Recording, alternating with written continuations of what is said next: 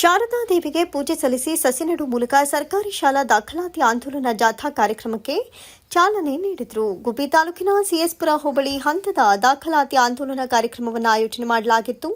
ಶಾಲಾ ಶಿಕ್ಷಣ ಇಲಾಖೆ, ಕ್ಷೇತ್ರ ಶಿಕ್ಷಣಾಧಿಕಾರಿಗಳು ಮತ್ತು ಕ್ಷೇತ್ರ ಸಮನ್ವಯಾಧಿಕಾರಿಗಳ ಕಚೇರಿ ವತಿಯಿಂದ ಹೋಬಳಿ ಮಟ್ಟದಲ್ಲಿ ದಾಖಲಾತಿ ಆಂದೋಲನ ಆಯೋಜನೆ ಮಾಡಲಾಗಿತ್ತು. ಮಕ್ಕಳನ್ನು ಸರ್ಕಾರಿ ಶಾಲೆಗೆ ಸೇರಿಸುವಂತೆ ವಿಶೇಷ ನೃತ್ಯದ ಮೂಲಕ ಮಕ್ಕಳು ಗಮನ ಸೆಳೆದರು.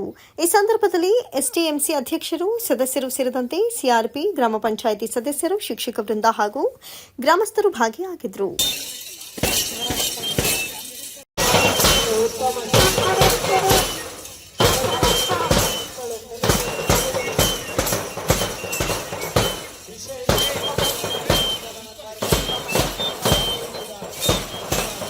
ಸಿಗುವಂತ ಎಲ್ಲಾ ಸೌಲಭ್ಯಗಳನ್ನ ಬಳಸಿಕೊಂಡು ಇಲ್ಲಿ ಇರುವಂತ ನಮ್ಮ ಇಂಡಿಸ್ಕೆರೆ ಪಂಚಾಯಿತಿ ಸಿಎಸ್ಪುರ ಹೋಬಳಿಯಲ್ಲಿರುವಂತ ಮಕ್ಕಳನ್ನ 1ನೇ ತರಗತಿಗೆ ದಾಖಲಾತಿ ಮಾಡಿ ದಾಖಲಾತಿಯನ್ನು ಹೆಚ್ಚಿಸಬೇಕು ಅಂತ ಈ ಕಾರ್ಯಕ್ರಮವನ್ನು ನಮ್ಮ BO ಸರ್ ಅವರು ಹಮ್ಮಿಕೊಂಡಿದ್ದು ನಮ್ಮೆಲ್ಲರಿಗೂ ತುಂಬಾ ಸಂತೋಷದಾಯಕವಾದಂತ ವಿಷಯವಾಗಿದ್ದು, ಹಾಗೆಯೇ ಎಲ್ಲಾ ಶಿಕ್ಷಕರು ಕೂಡ ಇದಕ್ಕೆ ಸಹಕಾರವನ್ನು ನೀಡಿರುತ್ತಾರೆ.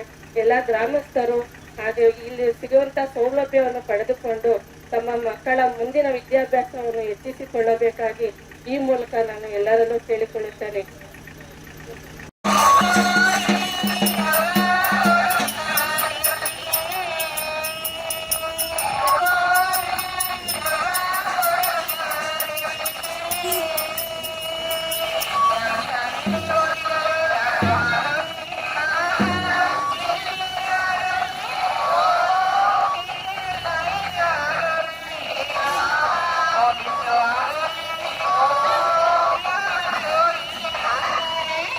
ಸಿಗುವಂತ ಎಲ್ಲಾ ಸೌಲಭ್ಯಗಳನ್ನ ಬಳಸಿಕೊಂಡು ಇಲ್ಲಿ ಇರುವಂತ ನಮ್ಮ ಇಂಡಿಸ್ಕೆರೆ ಪಂಚಾಯಿತಿ ಸಿಎಸ್ಪುರ ಹೋಬಳಿಯಲ್ಲಿರುವಂತ ಮಕ್ಕಳನ್ನ 1ನೇ ತರಗತಿಗೆ ದಾಖಲಾತಿ ಮಾಡಿ ದಾಖಲಾತಿಯನ್ನು ಹೆಚ್ಚಿಸಬೇಕು ಅಂತ ಈ ಕಾರ್ಯಕ್ರಮವನ್ನು ನಮ್ಮ BO ಸರ್ ಅವರು ಹಮ್ಮಿಕೊಂಡಿದ್ದು ನಮ್ಮೆಲ್ಲರಿಗೂ ತುಂಬಾ ಸಂತೋಷದಾಯಕವಾದಂತ ವಿಷಯವಾಗಿದ್ದು, ಹಾಗೆಯೇ ಎಲ್ಲಾ ಶಿಕ್ಷಕರು ಕೂಡ ಇದಕ್ಕೆ ಸಹಕಾರವನ್ನು ನೀಡಿರುತ್ತಾರೆ.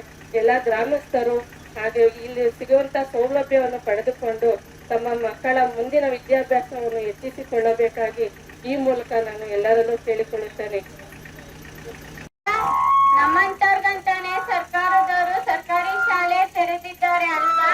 ನಮ್ಮ ಮಕ್ಕಳಿಗೆ ಸರ್ಕಾರ ಶಾಲೆಯಲ್ಲಿ 1 ರೂಪಾಯಿ ಖರ್ಚು ಇಲ್ಲದೆ ಒಳ್ಳೆ ವಿದ್ಯಾಭ್ಯಾಸ ಕೊಡ್ತಾರೆ, ಗೊತ್ತಾ?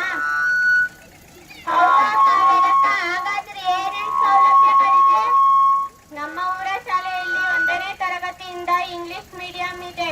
ಉಚಿತವಾಗಿ ಪಠ್ಯ ಪುಸ್ತಕ 2 ಜೊತೆ ಸಮವಸ್ತ್ರ ಕೊಡ್ತಾರೆ. ಮಧ್ಯಾಹ್ನ ಬಿಸಿ ಊಟ